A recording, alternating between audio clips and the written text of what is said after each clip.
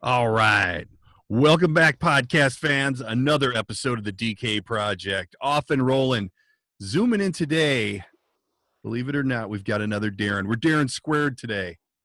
Even though I don't know that his is spelled correctly. We're not gonna split hairs. I'm not here for that. But we've got Darran Bruce with us today. He is a DJ extraordinaire. I mean, what exactly are we titling you?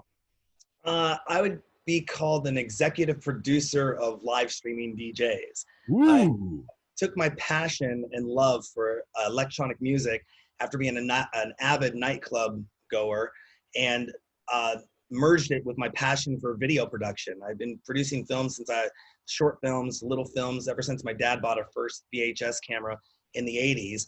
So I was playing around with that, turned around in high school, took the first ever video production class offered in Washington State at my high school, came right out of high school and started working on public access television on a hip hop television show and started going more out to the nightclubs because I was of age to get into some of these nightclubs and just always wondered why people weren't filming the experience. They would talk about the experience.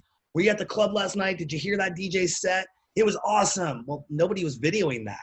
So I said, well, why don't I start bringing video cameras into the nightclubs and start interviewing the DJs, interviewing the celebrities. Oh, nice. And, worked on that with a few nightclubs, but then I just built a small studio in my house and started inviting DJs to come over and play at my house because dragging around lighting gear, 3 cameras, multicam, audio boards, everything, and setting that up in a nightclub in some basement, where nobody's seeing you, it didn't get us the exposure that we were really looking for. Right. And that's until we put the video online and we were disseminating these on broadcast television through the local NBC affiliate here. And then we got into podcasting and using that as our main platform and eventually took it up to where in 2009, we switched it all over to live streaming. So we live stream and podcast the series called the DJ Sessions. And it was like the first few months of the show was just local DJs. Like my friends, all my friends that played in the nightclubs. Yeah. And earlier that year, I had gone to Winter Music Conference in 2009, and I ended up interviewing a number of famous DJs, Dave Dresden from Dresden and Gabriel being one of them. Wow. So it was somewhere around, I think, November, December-ish of 2009, Dave Dresden was coming to town to play at one of the local nightclubs. And I contacted this PR person and said, hey, would he be able to do an interview with us and come by and play a set on the show? And she was like, yeah, sure. Nice. So Dave Dresden comes over and literally plays my bedroom. Wow. You wouldn't think it was my bedroom. That's not easy to do. I know when I'm booking guests on the podcast, it's not easy to get people to come over. And then when you tell them that it's in your bedroom, come on. Yeah, exactly. Tell. And it was funny at the time, one of my ex-girlfriends, one of my best friends now, she was watching the show. And I'd always tell everyone, we're coming to you live from the new improved ITV Live Studios. And she goes, that's not new studios. That's your bedroom. I know the paint on the wall. And I'm like, don't tell anyone that. So, when Dave Dresden came by and played, I kind of said, wow, we're onto something here. We could take this a step bigger. And then we started booking more A-list celebrities to come on the show. And it was the show was always focus on the local independent DJ who didn't have a lot of exposure, couldn't get on broadcast television, couldn't get on MTV or the major channels at that time, let alone what I ended up doing is I built a studio and DJs would then rent time from me, like a recording studio, to produce their video content on the show. They would actually pay me to be on the show, and that would help our operating costs, pay for the rent, pay for the internet, which was a killer, because live streaming takes up bandwidth, and the server and the website and all that fun stuff. And then we'd start having kind of parties at the studio with these A-listers coming by and hanging out. When you're live streaming these, are they on? Is it on network TV? Not anymore. No, we actually have moved over to an entirely digital platform where we are now with Twitch. We're a featured partner with Twitch and have been for 2 years. We use all the podcasting delivery methods out there, so you can find us on iTunes or Stitcher, all that fun stuff. But mainly we direct everyone back to our website, thedjsessions.com, because all of our website ingests our podcast basically. And so as we update episodes, I have 9 episodes I have to upload right now. I put them into our feed, it updates over to our website, which is like a custom build, which is just nice to have our servers kind of populating that. So is so the podcast, is that interviewing the DJs, or are they playing a little, or what are we doing? Yeah, we've been focusing a lot more on the DJs actually playing music as of late. We will be going back to the interview format once we dial things in. We were just getting ready to launch everything back in March of this year, and everything got put on hold because all the everywhere where we went to go do our shows was closed down. Right. Then we came back in May when they started opening things up again, and then there was other stuff that was going on in the world that we decided to take a hiatus from doing our shows on, and then just this last weekend we went full launch. So we're doing basically 16 to 20 hours of content a week is what we're looking at, which translates to 16 to 20 shows per week, because each DJ comes on and plays for about an hour. Wow. So is that basically like you've created a radio station of sorts for DJs? Yeah, you could say that. I mean, before March, I would say that if there was 10 million DJs in the world, I'm just using an arbitrary number, 10 million DJs in the world, I'd say maybe 20 to 50,000 of them were streaming live online, which gave our show a very big niche, because people would come on our show because they didn't have the cameras, the gear, the video gear. They didn't know how to do it. They're DJs. They focus on finding music and playing music at events. Right. Well, all that got shut down. Those 10 million those other 9,950,000 DJs or whatever out there, they all jumped online and started doing live streaming shows. Wow. So everyone's online now doing their own. I mean, from the top of the game, major top level celebrity DJs, to the brand new DJ who's just getting equipment right out of the box. All right, let's get into this. I'm old. I understand DJing. I get it. I don't club. I don't even look like someone who clubs. Actually, they probably wouldn't even let me in. But so walk me through this. So like, there's bands, hard rock bands, these are great bands, whatever. And the DJ world is kind of the same thing, right? Mm-hmm. But they're basically taking music that's been performed by other people and cutting it up into music of their own. Yes, holy shit, I got to explain DJing to this guy. What an idiot. But I'm trying to, not everybody is as aware of this world. I mean, it's like rap. If I sat down and talked with rap, same, but DJing is it's like a whole genre of music that's performed by these DJs and the younger crowd, I guess you'd say, I don't know, what, like 30 and under maybe? I don't know. I'm dating myself, but yeah. like it's really a big thing with a big following. Now, a lot of times the people that I hear about who are DJing, Shaq or that little Hilton kid and, this kind of stuff. Can you say that? I don't know if you can say that. I don't want to offend any of your people. But do people aspire to be DJ? I mean, like, it's just a whole world that I'm aware of, but not very familiar with. Very much so. It was really, I'd say, over the course of the last 10 years, electronic music is become one of the largest genres in the world. It was always large overseas. It was always huge. Here in America, we had the rock band, and where we saw the rise in the late 90s, the mid 90s to 2000s. In the 2000s, we saw the rock band. We saw the Nirvana, the grunge movement. Yeah. And once that all went through, and we saw hip hop and rap also emerge out of all that time as well. But the nightclub really didn't start taking off till once it got popularized through the festival circuit in America.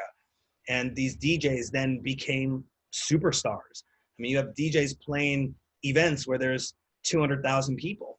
And they're making stupid money on them too, right? Yeah. Real money. Yeah. You're talking about like the world's top 100 DJs. Now you have a nightclub, and what I realized, this is the funny thing of how the DJ sessions actually got started. I was producing one of my 9 broadcast television shows, and one of them was called ITV Live Music, where we bring a band in. The band would have to set up all their equipment. They'd sing and perform 3 songs in our studio. Then we'd post it and put it on broadcast television. Well, after doing all my shows, I found that the DJ show, filming a DJ, was the easiest to produce. I put on some cameras, let them do their thing on the turntables, and I just go and switch the switcher. Yeah. And then I post it and put it up online. And Sure. being able to do that live, you're right. It's like a live radio show now at this point, only we're bringing cameras into the studio. And then obviously it's with radio, it's usually aired once and it's gone, unless the station is actually podcasting or archiving that episode, that footage, which then you got to go into all your licensing rights. And that's the one thing I think that's really been keeping people back so much as making money or making a living doing the streaming of music, is because of the copyright laws that are out there. How does that work then? If you have DJ whomever and they're cutting up all these albums and they're playing them, technically you're playing copyrighted music. Yeah. So, Yeah. Which you can't even do that in a live setting, right? As far as live production goes, the only medium that we've found that has been forgiving is Twitch. And Twitch has kind of said out there that, well, actually it says right on Twitch's website, you're not supposed to do DJ sets. Oh. First and foremost, no DJ sets. And these terms and conditions are on every single website out there. Sure. Say, don't use copywritten material. I mean, that's just, and they act in a way, so I got a car downstairs, hope that bass isn't translating to you. Okay. They all act in a way of, okay, if the publishing person that owns the rights to it, if they come to us and tell us, hey, they're using our stuff, they'll take it down. Right. So it's like kind of like you're swimming in the water with sharks, but you're getting into a situation where it could get sticky. Now, Twitch, on the other hand, they will mute your video on demand, your VOD, your post recording, and they'll put a 6-minute blanket around whatever song they deem. They'll still let your video sit there, but unless you're an affiliate partner or featured partner, your video is only there for 14 days, and then they end up pulling it down. So if somebody were to file a complaint against Twitch, by the time the complaint got to Twitch, went through their legal, and then even they wanted to answer back, the video's off. It's done. Wow. So, it's very interesting when it comes to audio, but the moment you sync any video, it could be black. It could be a black background. You sync the audio with video, you have to get a sync license, and then you have to get a master use license supposed to get this for the live stream. But then also, if you put it on video on demand, you got to go get another sync license and master use. Now, when you're doing a DJ show and you got 12 to 15 songs every hour, and you're producing 16 to 20 hours of content a week. What do you do? What do you do? And as an independent person, I have to go research each one of these songs, not only contact the publishing house, find out how much they're going to charge me, pay them, then get the license back in my hand. Then I can say, I got the license before I did this, so I'm okayed. And that process alone could take anywhere from, it could take 2 days, it could take 2 months. If they don't answer you back, you can't really use their music. So who has the ability to do that for each and every single song? Well, then on top of that, they cut up how many songs to make one song. Because I know with YouTube is the only one that I've run into that they must have some wicked software, because they'll find anything, and it's the weirdest times too, where like in the beginning of my podcasting, I had one of my co-hosts was big into music, and I'd just play a little bit, just a taste, but then you just get in the groove and you forget, and they nail it right away. I have to watch myself now, but and I think that the process of getting that, I get it. It's not easy to do for a reason, but for something like what you're doing, that's crazy. That's a lot. Yeah, and I mean, like a radio station license you can get in order to play it.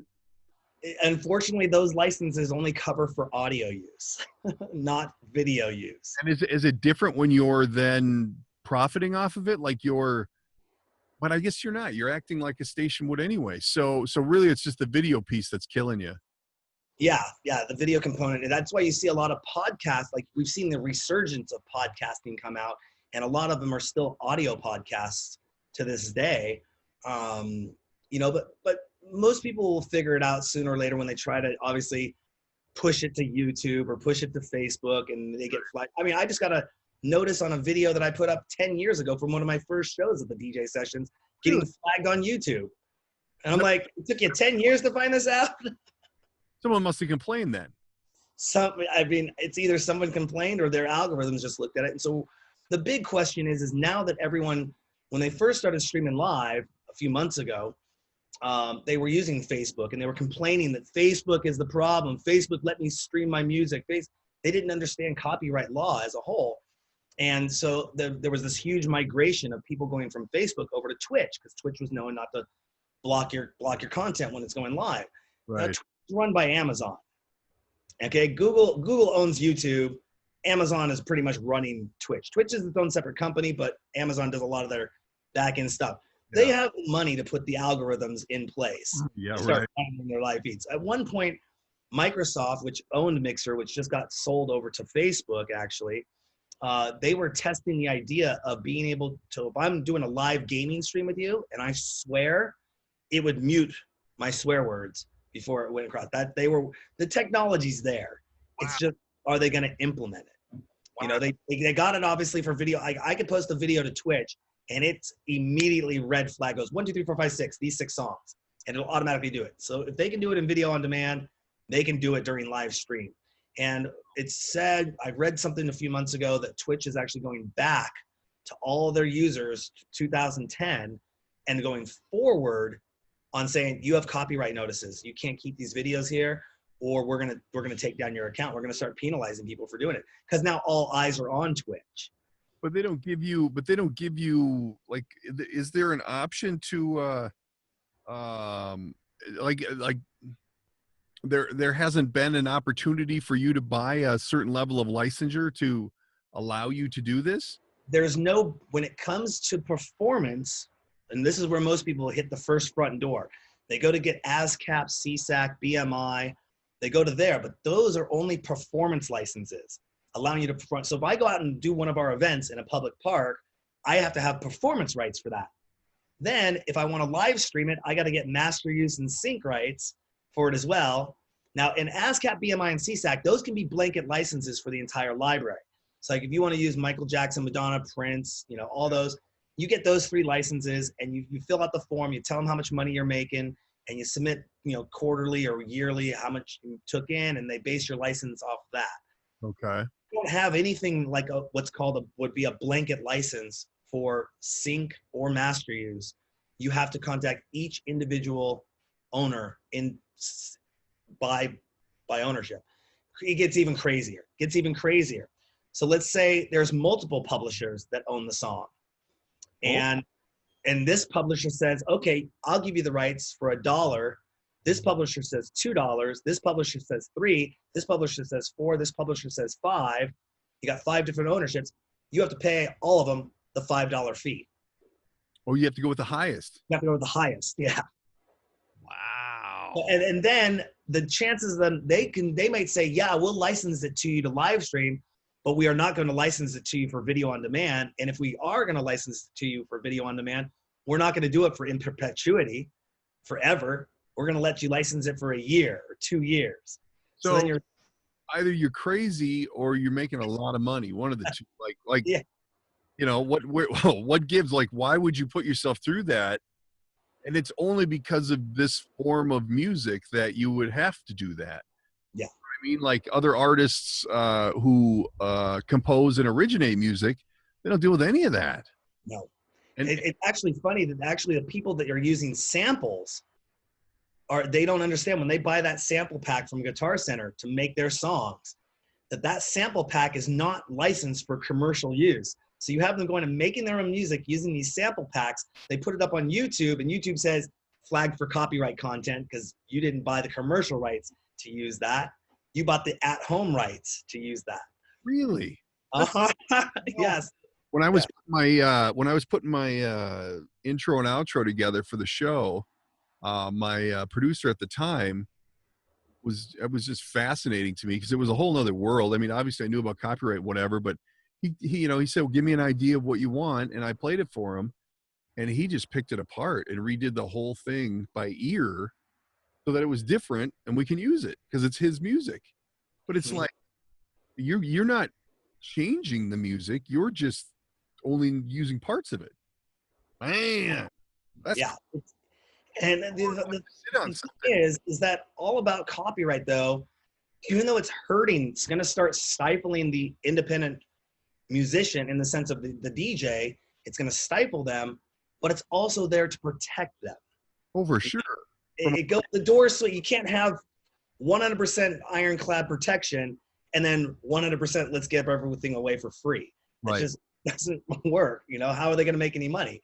Well, and I still I'm still fascinated by the fact that, you know, now that we're in this digital download era of music, like, you know, I don't know how many albums, well, actually I could tell you all the albums I've bought in my life. You know, I like 2 songs on there and the rest of whatever, you know, where now you're buying just the song, but there's like, I guess it's a give and a take, because you don't have to print CDs or print albums or cassettes, but like, you're getting like $1 or, you know, I mean, how do you make any money? You have to do live shows as a musician. Otherwise, to make it in that world right now, it's got to be completely different than what it was 20 years ago. Yeah, I mean, that's I've seen the whole industry completely, in a sense, being destroyed. They're running out of their PPP loan money now. I mean, this isn't just the performers. This is the behind the scenes, the staging, the lighting, the audio engineers, the people who staff the stadiums. You know, the CARES Act is about to run out. Yeah. Their PPP for their employees is running out. They're running out. There's not anything for them to do. So we're going to see a lot. This is going to be very interesting at the end of July, especially, and it's the entertainment industry that is getting they're kind of bearing the brunt of all this. They're the last thing that comes up on these politicians' minds when it comes to saving the industry. Yeah. You know? Well, a lot of comedians that I follow and follow them real close, they're dying. They're like, some of them are doing, well, Bert Kreischer's doing drive-in movie theaters, and he's doing all right with it. But a lot of these guys are going nuts. They're like, you know, because who knows when they can come back? They got baseball coming back here Friday, and there's no fans in the stands. They're going to pipe in music. You know, it's just weird. So to think that, you know, you're right. You know, a lot of what you think of as an entertainer, you know, a lot of these people have more than enough money to make it. It's not a problem, but it is the stage guys and the roadies and all the people that make the magic happen that are gonna run short. Man, you just don't think about it. I work closely with a group of people that actually put on the first ever drive-through rave in the world here in Seattle. Oh, really? And, yeah, they basically opened up their warehouse, put all their stuff out, and then had cars come into the parking lot. 20 cars at a time would pull in and watch the show for an hour. They weren't allowed to leave their cars, and then they drive off, and then we bring the next round in. And I was the company that was doing all the live streaming for that. And you know, they were in talks to do some bigger shows until just recently the governor of our state came in and said, you are not allowed to do any live entertainment, indoor or outdoor, and specifically mentioned drive-in concerts. So the guys I'm working with, they wrote a letter to the governor saying, okay, this doesn't make any sense. You'll allow drive-through churches to happen and people can go to church in their car. You'll let drive-in movie theaters happen and let people go see a drive-in movie, but you won't let us come and drive up and see a performer play on stage. That's weird. And that kind of brings me to what we were talking about earlier, your silent discos that you're doing. I think you know, my kid, he's going to be a sophomore in college this year. And one of their first events as a freshman in college was one of these, what you call a silent, you know, dance party where everybody's wearing headphones and they got maybe like glow sticks on them or something. So tell us about that, because you won the battle with the state and the powers that be to allow you to do this. Tell us a little bit more about it. Yeah, so we do a series that is kind of our bread and butter, what we're putting out there, where we used to work with a lot of nightclubs and a lot of promoters and go to the nightclubs and be on site. We're now doing our own events. And we do this via what's called silent disco technology. Essentially, it's a pair of headsets, and you put it on, and through radio transmission, we broadcast the DJs playing live. And each of these headsets have multiple channels, so we can have multiple DJs playing at the same time, and you just choose which DJ you want to listen to, and you can go 1,000 feet away from our DJ booth and be wherever you want in the park or wherever. So we're doing these events at public parks, And so they're open to the public. The public can come. The county and the city have opened up these parks, so they're public places. And we go in with our silent disco technology, and it's a completely noiseless system. We don't even run a generator. We have a complete battery backup system for it. Yeah, so I mean, we have people, and the way we hand out the headsets, we're about to upload some videos here in the next day or two to our site, and you'll see how basically we put a 6-foot table that barriers us between us and the public, and we like, it's almost like you're looking at me doing a craps table with the, you know, I'm pushing the headsets Sure. across to them. At the end of the table, there's 2 bottles of Purell. All the headsets are sanitized, and they're already in their own plastic bag with a Purell wipe inside the bag, just in case somebody really wants to wipe it down. Right. And when they come back and drop the headsets off, they place them in a bucket at the end of the table. And then when they walk away, I go grab the bucket, bring them back, sanitize the headsets, and put them away. So is that then, that's how you basically charge admission, is by people renting the headsets? We charge, we are, the DJ Sessions is actually a nonprofit charitable organization, Washington State nonprofit charitable organization. So we accept donations for our services instead of charging, because the moment you start to charge in a park for an event, you have to get an event permit to do that. And then you have to pay taxes on the ticket sales. So we accept donations. I like it. Boy, you have got all of the politics down. Yeah, pretty much. And you know, I would mention something, I would have to keep it off record, but some good news that happened to us the other day is we've been working closely with the city on some stuff, and one of the city officials actually gave us kind of the okay green light on Sunday to say, what you guys are doing, you're not breaking any rules, so go for it. And they obviously, there wasn't an official statement or an official email, but the people that we know that we're working with, they know what we're doing, because we're basically writing the playbook for them when they want to do their events, because they're going to bring us back to the table, because we were supposed to be doing events for them this summer anyways. Wow. So yeah. Have you held an event then since all of this? Like since they gave you the green light, or that just? Yeah, no, we were out there on Saturday and Sunday this past weekend. I'm editing the footage right now on my response from the. It was great. We actually have signage up that explains what we're doing and explains how to partake in our event. That way I don't have to say the same thing 50 times over. You know, people come up and they look at the sign and they're like, what is this all about? And they go, that's a brilliant idea. Yeah. Because you are doing something for the public, you're providing a service, and people can collectively come and share the same experience together while social distancing, while being at a park. And right now we're in phase 2, so you can have up to 5 people from different households together in a park. So as long as they're staying 6 feet away from each other, then they can come to the park and dance and do their thing. We were out, on Saturday when we did our show, we went to a beach, a place here called Golden Gardens.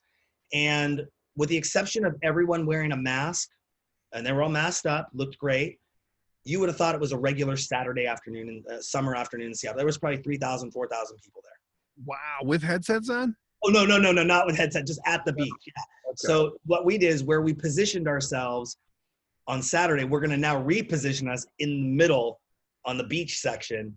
And then we're going to go out and hand out 2 headsets to every group of 5 people, saying, here's 2 free headsets, and try to get the other people to join on board, so we can kind of get those encampments of the people who are social distancing at the park to want to join in.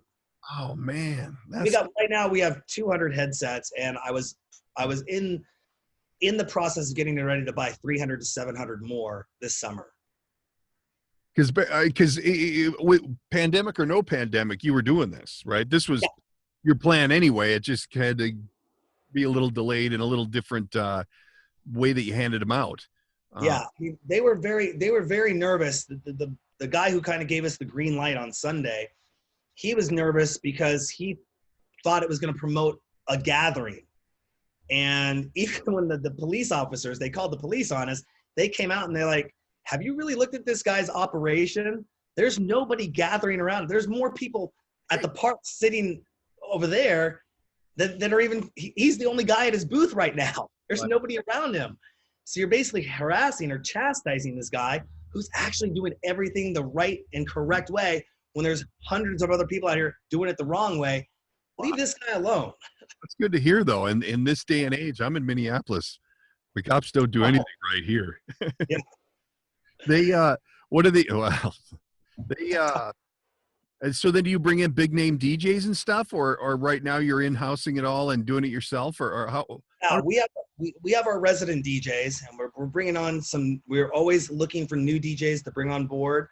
We're going to be expanding to other markets here in the near future, and also we are going to start bringing in our own headliner DJs to do our own shows. So that the show format this is one of the concepts we're toying with.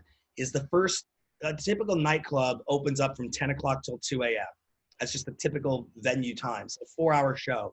So in our 4-hour show, we could have 12 DJs open up for the headliner and then have the headliner go on last and have them be only on one channel. So everyone's tuned in and just watching the headliner.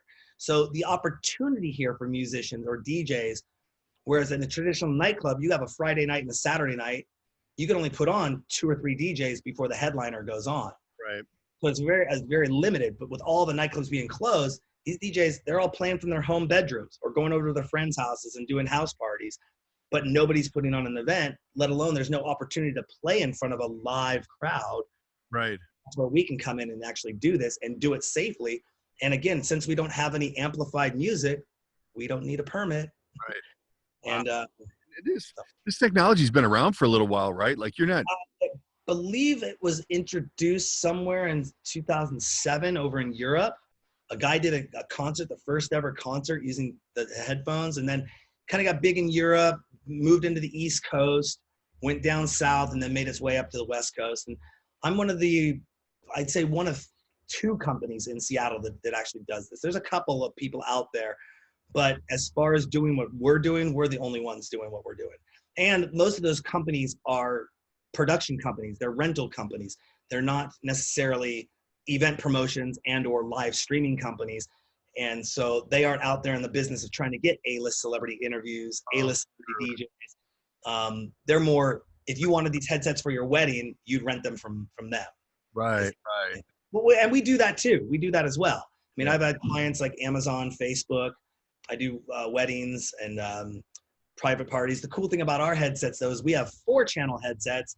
Most people out there only have 3-channel headsets. And our new headset, the new purchase that I'll do here probably later this year, we're going to have 9 channels in our headsets. So you have 9 DJs playing at the same time. And do the 9 DJs, do they have to be on site, or can you then pipe them in to do it so that they could do it from their studio? Yeah. I mean, obviously they want to be there, they want to be at the show and whatever, but 9 DJs in one spot. I mean, you're looking at the perfect storm. So well, we would social distance them to run from wherever they are. Yeah, we would social distance back in the day when we first started live streaming. Coming for One you. of the ideas, what's that? Now they're coming for you. Oh yeah, no, I live on what I call Third and Crime. I actually have a website dedicated to it called thirdandcrime.org. It is the worst intersection in the downtown Seattle area. Really? I put up 24/7 cameras that look down, and I do reporting when stuff happens. That's another story, though. So all kinds of stuff going on. Yeah. So we toyed with the idea of actually doing a virtual concert, like what everyone's doing now. They're doing these virtual concerts. Yeah. We wanted to toy with the idea of doing a virtual concert, but have the virtual concert done at a nightclub. This is years ago. I mean, we're talking 10 years ago. We were talking about doing this kind of stuff.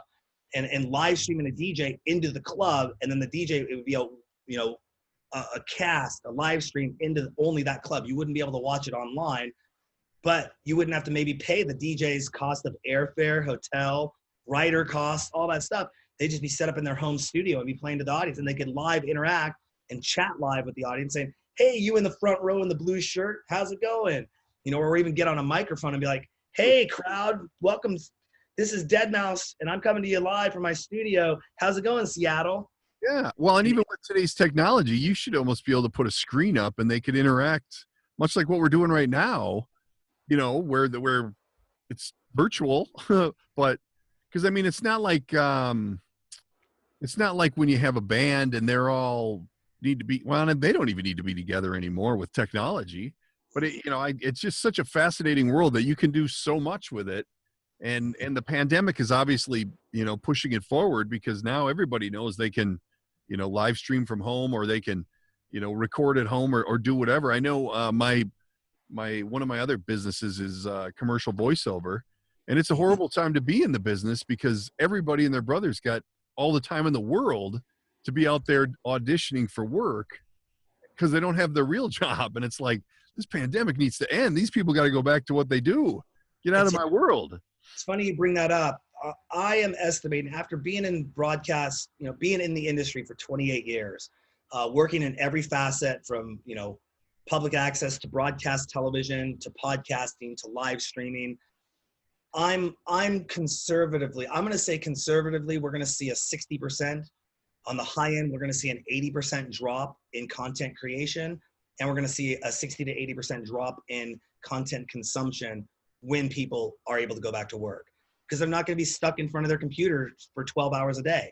Right. Let alone if you can go out and start doing stuff, say like Disneyland opens back up, or the attractions, the tourists, you could go traveling again. I have a feeling people are going to have a little bit of PTSD of wanting to spend any time in front of the computer, because they just spent the last 6 months in front of the computer. So, what's going to happen to those content creators? And like you said, those people going back to work, you're going to see the audition pools maybe dry up. There won't be, people are going to go back to work. Yeah. I found with my podcast that since the pandemic, there's no traffic on the roads, nobody's commuting. So inevitably that's a lot of downloads that aren't, people are now at home doing whatever. They're not listening to podcasts, maybe light music in the background, but when you're in your car by yourself, you're going to listen to a podcast where people are talking and whatever. But when you're at home and I can run, do laundry, or I can do, so you get sidetracked. So there's really the numbers and the statistics for what's happening currently in my world anyway are going to change dramatically. Just like you're saying, there's so many people that are doing things that they're not used to doing. And hey, maybe a lot of people are finding a new niche, who knows? But from a perspective of what you're able to do with the technology and things that have been pushed to the forefront. Really, I've been doing so many of these podcasts on Zoom, but it's just become the normal thing, because nobody wants to come into the studio anymore, which, whatever. Eventually they will again, but you just become accustomed to it. And it's really interesting where we are, because with all the bad, there is some good, because the technology is booming. And I got to think, they say make hay while the sun shines. The sun is shining on your program right now, because there is nothing else. You can't go anywhere. Yeah. And that's why, when I went through and wrote the playbook on all of this and had to go look at all the documents, read the letter of the law, what was able to be done, what couldn't be done. And just to make sure, I have my playbook that I have sitting with me at the table in case anyone comes over, and I go, here it is in black and white. Yeah. You cannot refute this. This is exactly what, and it's not up for conjecture or speculation. We are following all the protocol. I have somebody on Facebook today. They were talking about, these renegade parties that are being thrown. These kids are going out in the woods and throwing these raves and concerts out in the woods. And I go, it's so funny, because on one side of the fence, I'm against that, because I know they're not going to be following the social distancing guidelines. But here I am, I'm also kind of putting on my own events, but I am following the social distancing guidelines. Right. And I feel that they're not putting these protocols into place that we put into place. Hence the reason why they're throwing these renegades out in the woods, off the path, don't get the address until day of the event type of thing. Back what it was like in the old school 90s days, throwing the rave parties. I think those are very highly dangerous situations for people to go into. If they all had to use the same porta potty, okay? What are they? Are they just going out in the woods? But then you have people, and what really comes down to, it's not so much the event as it is people getting intoxicated or doing other recreational things at these events, and then their sense of safety gets lowered, and they might run around without a mask on, or they might get close into. I'm over here talking to this group of 5 people, and now I'm going to walk over and talk to this group of 5 people. Or I'm going to get all sweaty dancing, and then I'm going to go over here. Well, and I know I just saw a post before we got on that our governor here in Minnesota now, as of Saturday, everyone has to wear a mask when you're outdoors, in public. Yeah. They maybe should have done that a long time ago, because really there's a lot of cavalier people out there who aren't going to play along no matter what. They're the same people that are, carrying guns into kids' parties in case something breaks out, this kind of thing. They're just not going to do it, which now that they mandated, it's like, all right, now, because really the mask is going to stop it, the spread dramatically. I can't say completely, but they said if they did this in every state, they could have this thing under control in like 2 months. Yeah. You should have done it right out of the gate. I mean, really. I mean, there was a mask shortage, yeah, but there isn't now. Let's do it. I don't know. My wife said she went to Costco and they're out of toilet paper again. Oh, no. Another toilet paper shortage. I just don't have any. Here's the one I don't get. What is up with this chain shortage? Oh, I know. How do we all of a sudden not have enough change? So it's out of circulation. It's so weird. But with that, maybe they'll go, you know what? We don't need change, because they've been saying that for how long? Let's get rid of change and just go with bills, or maybe just a quarter or something. I know at my ice cream store, we've got the pricing set up so we don't have to, we just do quarters, none of the small stuff. So maybe that'll come out of it, because truly, well, you talk about a way to pass a virus. Whoo, give me a handful of change. That's what I was wondering. Was it done? Was it something that they executed that said we're just going to take circulation of currency out of the mix? Or no, I think it's just so many people that have now, like your coffee shops and whatever, they won't even take money, so you're using the cards. So it's out of circulation right now. No one's moving change around. Okay. But I didn't think it was at a level where there's a shortage. I mean, it's posted everywhere that there's a change shortage. But it's, whatever. I don't care. Don't give me the small change. And I don't want to sound like a pig. Like I don't need it, but half the time you lose it anyway. It's like. And that was the thing, is like a lot of people at our events, they wanted to pay with cash. And I'm like, no, you got to sign up, go through Eventbrite and buy a ticket. Because not only that's not only going to, what they do is when they buy that ticket, they agree to our liability forms. Yeah, right. And they hold us harmless from anything that may happen at our events. I mean, if they came up and tripped over one of our cables and fell, they could sue us. It's like, you're not going to hold us liable. They have to sign a personal release. So, because if they get on camera, I could have somebody say, I don't want my image on camera. Well, you signed up for the personal release. So, well, and on top of that, you probably have, I know here anyway, if you have a gathering of sorts and someone were to get it, then you have their information so that you can then say, hey, just so you know, I don't know which group they were in, but one of the people here does have it. It happens. And I haven't been called yet, knock on wood.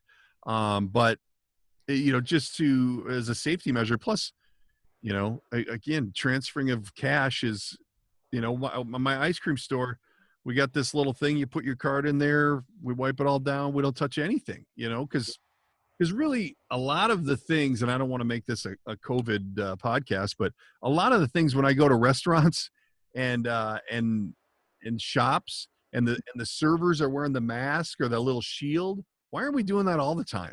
Like, you're serving me food, why, and you're talking to Bobby over there and you're spraying, that should just be normal procedure. And then wiping everything down. Why aren't we doing that all the time? That seems like it should be normal. Yeah.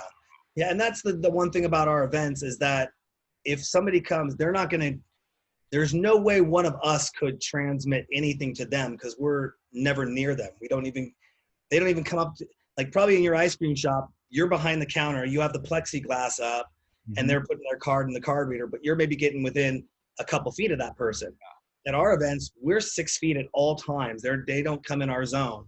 So the whole bags are all sent. There's only one person that hands out the bags. I've been tested. I'm usually the one that's been doing it. Right. So I'm negative. I haven't been tested for antibodies yet, but long story short, I'm still passing that headset across the table to them. They're usually already putting the lotion, the sanitizer, sure, sanitizer on their hands at that point. And if they want to, another measure of security, they can pull out that Purell wipe and wipe the headsets off or wipe their hands down or whatever again. So, we kind of don't get that close to our customers. I think you know, and that precaution is only going to help in the future, you know. But again, like we were saying, there's a yin and a yang to everything. But is people's immunity going to be compromised for other things because hands are so clean, surfaces are so clean that you're not building up anything against any of the other diseases that are out there? Oh, Yeah, I know. But like I said, we're about a message of positivity and getting people out and doing something. When we originally launched our safe events, one of the city's policies is they said, okay, in phase 1, you can go out to a park, parks are open, but we want you to, their campaign was called Keep It Moving. They didn't want you going to the park and setting up and having a picnic. They wanted you to go to the park and keep walking through the park. Right. So our campaign on the back end of that was Keep It Moving and Grooving. So you come by, grab a pair of headsets from us to be able to walk all through the park on the headsets while listening to the DJ play, or keep dancing as long as there's you're getting some kind of activity while out at a public park.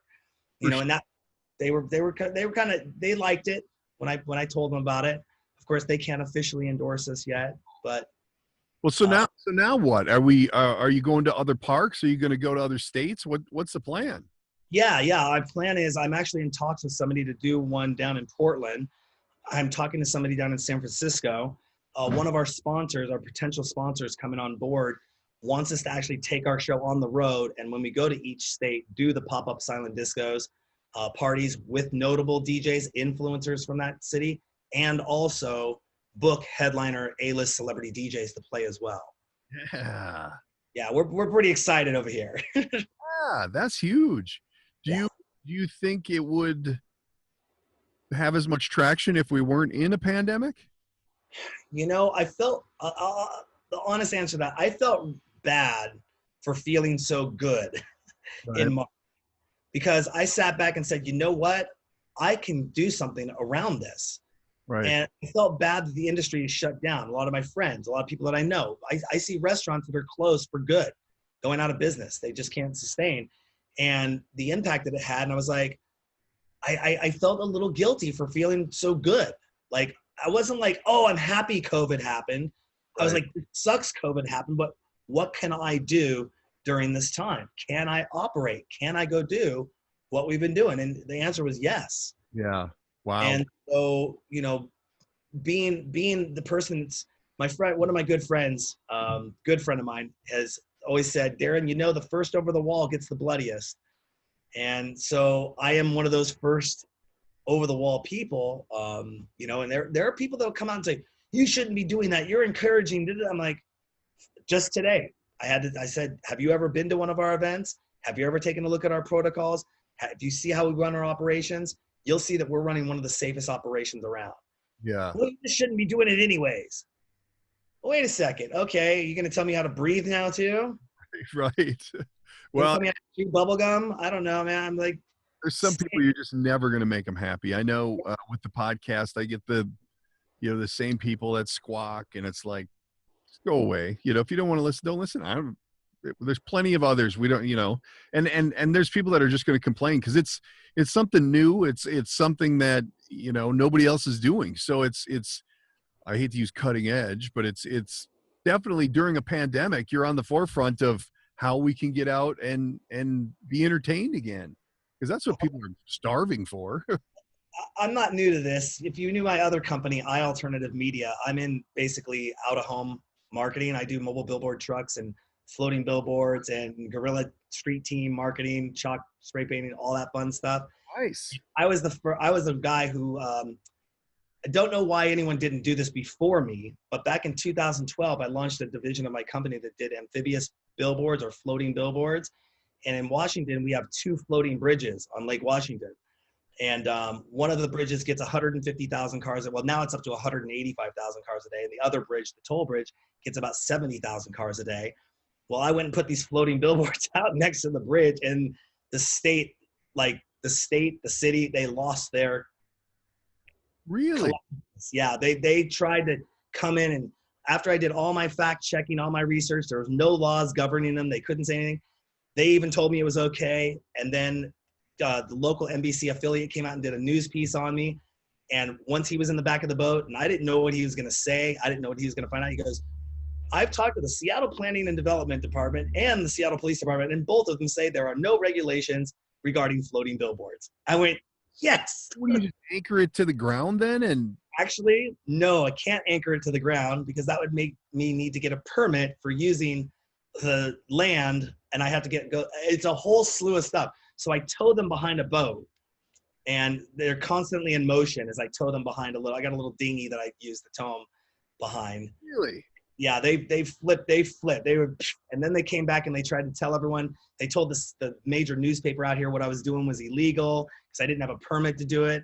But there are no permits you can do. There's no permitting for it. It's just the kind of stuff that the press and media, and I've been in film and television production and know how to control a narrative.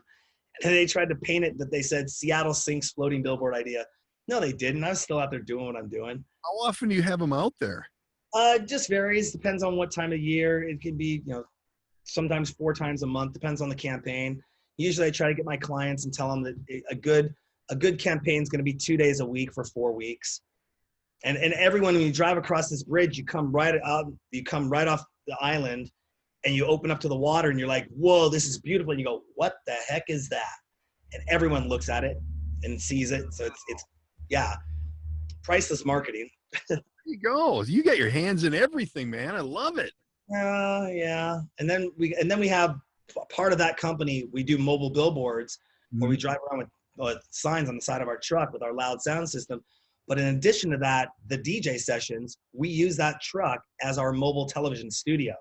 So think of a big glass box on wheels that we can drive around, and we have the DJs playing out of with a loud sound system, and we can stream live as we're driving around. You can check that out on our website. The series is called The DJ Sessions Presents the Mobile Sessions.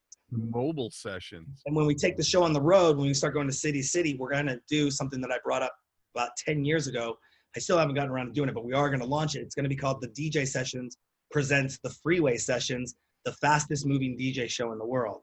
And what we'll do is we'll travel from city to city with DJs in the back of the truck, driving down the freeway, streaming live while we're driving down the freeway till we get to the city. And then when we get to the city, we throw a party, we throw an event with those DJs. Right. Then we pick another round of DJs from that city and drive down to the next city. Wow. Look at that. There you go. The whole DJ world. Ooh. Yeah. It's going to be some interesting stuff.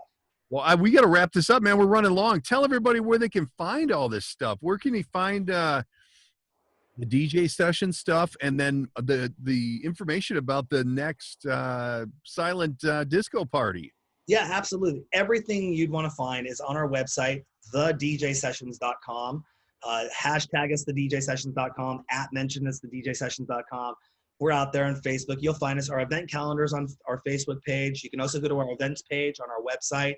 Everything's listed there, all the guidelines. We're pretty proud of the site. It just, like I said, came out of beta, and we basically launched the site last fall, and just making sure it was all ready and all the little bells and whistles were there.